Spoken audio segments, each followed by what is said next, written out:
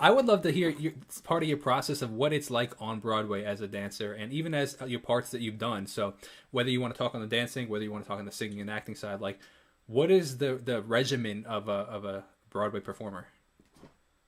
So, like on Broadway, especially because of the fact that like Broadway has like diversified in such a crazy way on so many levels, but I will focus on the level of like what is required from the performer. Okay. When Broadway first came out, you always had like the chorus and you always had like a featured singer. But the reality is that there was an era. We're talking Fred Astaire, we're talking Gene Kelly, we're talking, oh man, I can't believe I just forgot my girls, but I'll remember them. Debbie Allen, Cheetah Rivera, Rita Moreno, like these legends that paved the way, they're triple threats. And so when I was informed by theater, that's what I wanted to be. I wanted to be a triple threat. I knew that my bread and butter was going to be dance. I knew that my way in was going to be movement. Once I got, so once I got in there, you know what I mean? I see where you're going.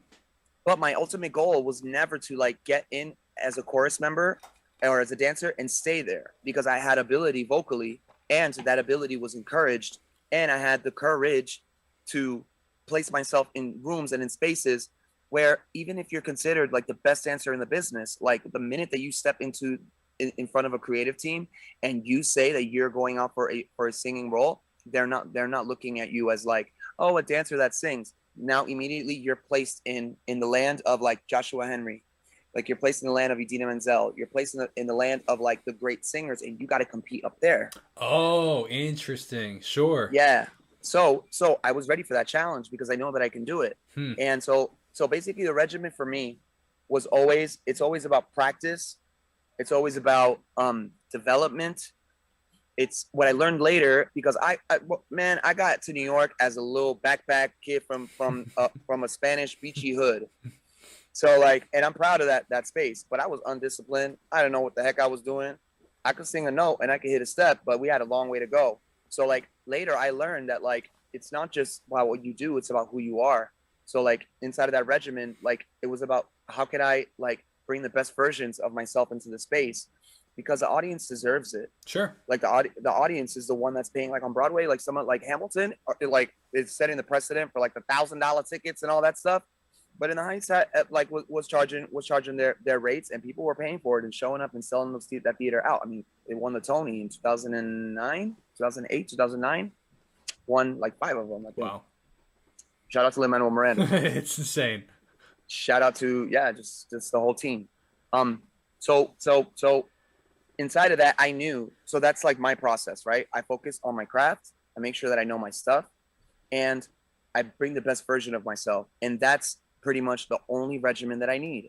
Yeah. Because I'm already beyond competition. Mm-hmm. There's no competition because nobody can do what you can do. Sure, absolutely. When you look at that, like that is a great way to look at to the important like what you're talking about. So like you talk about how you say, you're an artist, you're a singer, you all the stuff that you personally do, and then you have like, but you say, oh, but there's 1,000 other people that do that, but the truth is, but there isn't.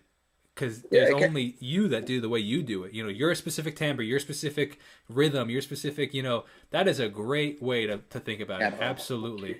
Nobody has your spirit. Nobody has your being. Nobody has your face. Nobody has your exactly.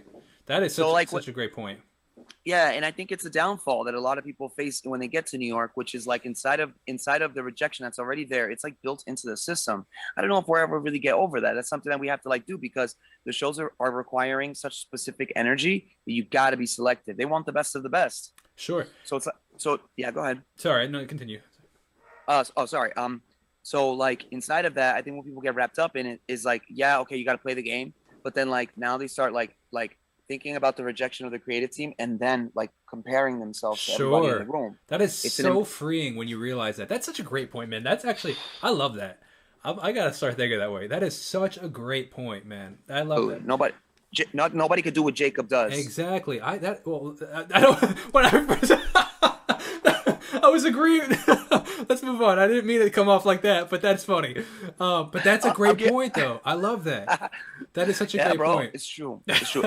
especially because of the fact, and you can relate to this, because like on your YouTube channel, you are like expressing yourself in a medium that like let's say I do this tomorrow, which by the way I'm not coming for your gig, so you don't have to worry about hey, me. well, we'll do it differently, so come for it. But that's not like when you know who you are, like you ain't got to worry about that. You know what I mean? Absolutely, that is such a great point. I love that actually.